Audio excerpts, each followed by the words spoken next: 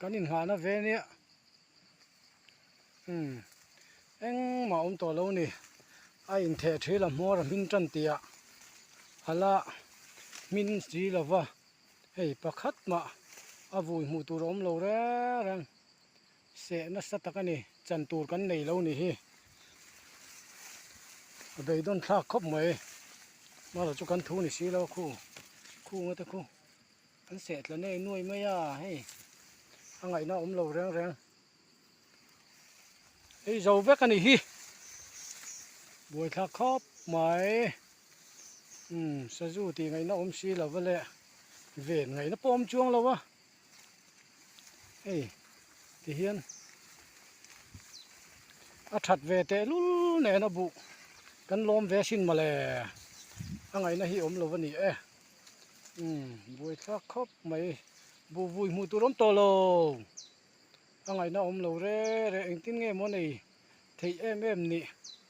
mi đang hít chuan in sẽ chuan hẳn soi về na mà rồi chu hey pakhat mà vui mu tu rom to lo ang tu cái nè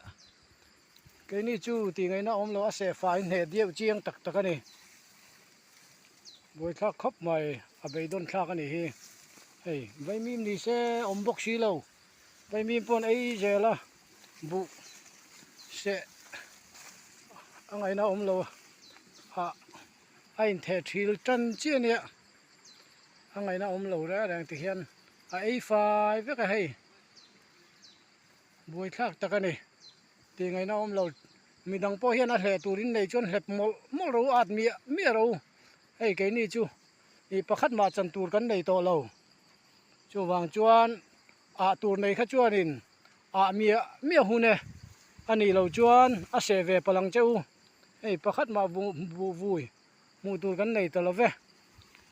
poi khop mai mà rồi chu kan thu si lo le sẽ chiang de utak tak ani buổi thak tak ani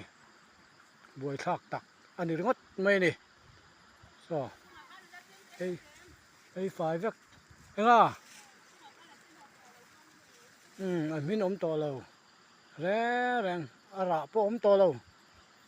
ngày nào ông lâu về đông thác anh ấy hẳn lệ tụt ấy po om to lâu anh ấy